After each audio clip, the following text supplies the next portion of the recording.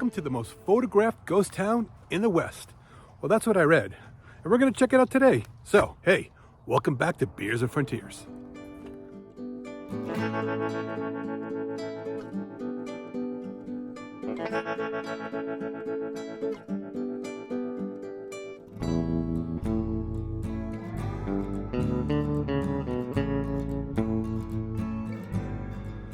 We're in a town called Grafton, Utah.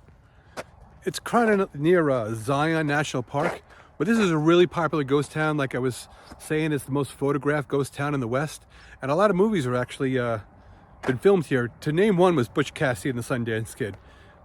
That was a classic. If you haven't seen it, go check it out. But they filmed it right here. So I believe there was a scene here with Butch's girlfriend, whatever. They were visiting her, and they filmed it right here. So. But it's picturesque. I mean, driving in here, it was unbelievable just trying to get here. It's not hard to get to, and we're going to show you some sights and some sounds here. And but just the picturesque drive, just driving in, impressed me. I'm already impressed. I've been on the ground here 10 minutes, and I'm already loving this place. This is already one of my favorite places. I'll let you know as we go along what I think. So most of the ghost towns that I visited are old mining towns, but believe it or not, this is actually was set up as a cotton town. I think Brigham Young he ordered it, said, hey, we're gonna set up and we're gonna make this like a cotton plantation, so to speak. So hey, when Brigham Young says get it done, they get it done. But this is like one of the structures here. Let's see if I can, how close I can get to it. So yeah, all right, we're gonna take a walk here. Yeah, so this site was actually first settled in 1859 as part of the Southern Utah Growing Project, so ordered by Brigham Young himself.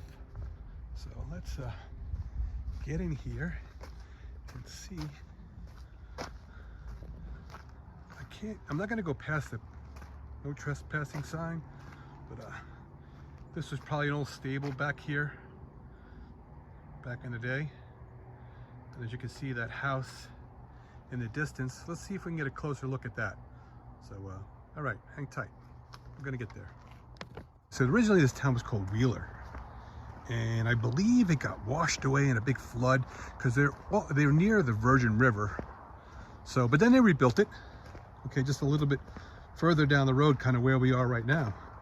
So, and then it became Grafton, and it was named after Grafton, Massachusetts. Obviously, the people who settled this town were probably from Massachusetts, hence the name Grafton.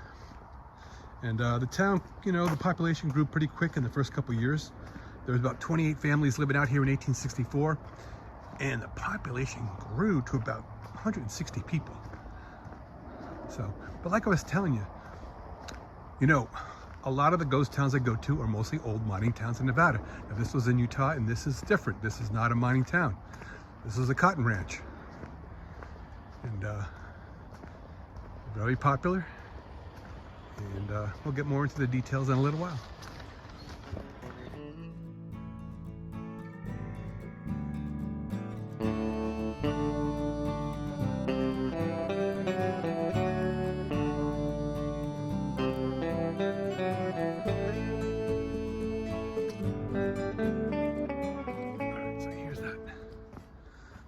Home that we were looking at in the distance, and this is it now. Now we can't get inside because it is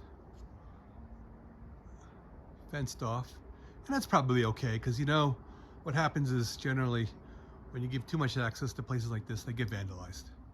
And I mean, there's no security out here, there's no park rangers, it's just out on its own, and people come to visit. I've run into a few guests already just kind of wandering around, but you get the wrong type of person who comes in here and they want to destroy it, and it gets ruined. But this place looks like it's been preserved pretty good. You can see those mountains in the background. It's a beautiful place. I mean, it's beautiful to live here now, and it must have been beautiful to live here then. So, but I will tell you, this town did not go without its challenges. I mean, they had to deal with a lot of flooding, which would happen all the time, and Indian attacks. So a lot of challenges back then, you know. And a lot of those tales are common in the Old West. You know, these folks are back out, they're out here on their own. And, you know, Just can't dial 911 back in those days in 1864.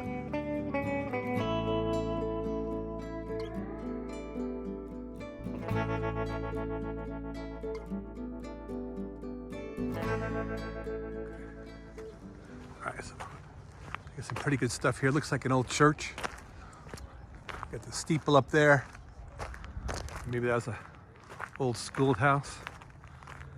Now, as I was discussing about the floods, it was really the flooding, the continuous flooding of this area that really held this town back from any kind of serious growth. And I think by like 1890 is when they were only down to just a handful of families that were left here, just kind of keeping this place alive. So I think by like the 1920s, the town had just dwindled down just even to a few people. And now that's all that's left is a ghost town.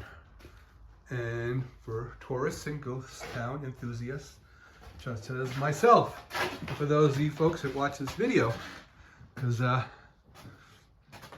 if you're watching this video, you like ghost towns. Maybe you're a regular subscriber, regular viewer of Beers and Frontiers, where we go to these great places and check them out for you. Put them on video. All right, so this looks like it was sort of, maybe it was someone's home, and you can actually walk into this. This was not fenced off. This probably was the main room, and then you have it's a low ceiling. I would tell you, my head is almost hitting this, and I'm only 6 foot tall. But you got the fireplace. Kind of cool. All right, let's wander around, see what else is out there. So if you check out these windows, you can see how they just, over time, it just sets in the wood. It's very interesting.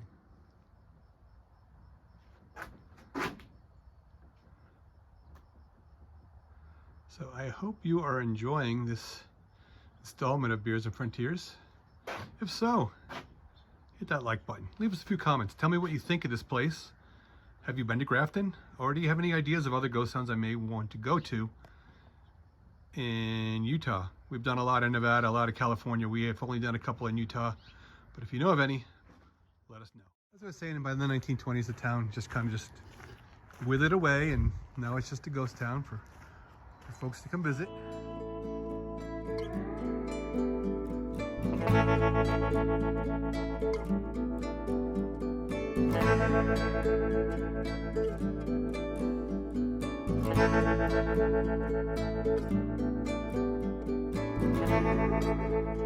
One of the main houses of Grafton back in the day, I think it was a family called the Russell family. It was pretty important. Let's go inside here.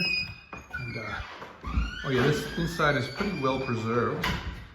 And okay, so yes, the Russell family, they lived from, well, they settled in Grafton in 1861, and they were probably here in 1910, according to that photo. And there is the Russell family band. I guess they were the local band, you know, on Friday night, Saturday night. This is, these guys would jam and entertain the people of Grafton. Hey, and if you want to donate to Grafton, there's a website right there. You can do it by credit card or Venmo. Anyway, let's see what else is in here. Okay, let's check this out. So, the barrel here. So a typical wash day, Grafton, fresh supply of barrel water. So we get their water in a barrel. Can you imagine that? So it looks like, that's what it looked like sitting outside. They probably do their wash and their bathing. We all take for granted these days modern conveniences. Take a shower. It was different for them. Okay, so we can go upstairs here. Let's check this out. You want to go upstairs? Let's go. All right. So let's like. All right. Fantastic. So you got 2 bedrooms up here. It looks like. So there you go. Okay. So this would have been. Could you imagine just living in 1864 in Grafton, Utah? Check out the view out that window. That is amazing. I'm trying to get a better view here. Look at that. Fabulous. All right. So they did a really good job of restoration of Grafton, and it's a good spot. It's a real good spot here. That's what the family would have looked like. So the folks that settled this valley, they must have just thought they were in paradise living here. And picture what it would have been like for those folks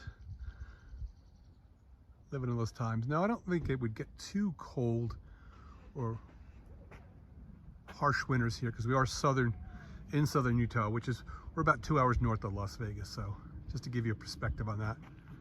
So, but anyway, great spot.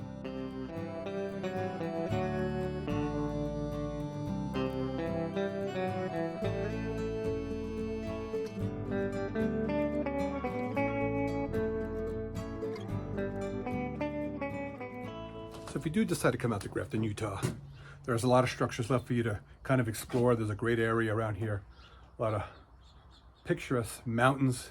It's a great spot. I recommend coming out here. And I think that's about all I have to show you this time for this installment of Beers and Frontiers. But until next time, cheers from Beers and Frontiers.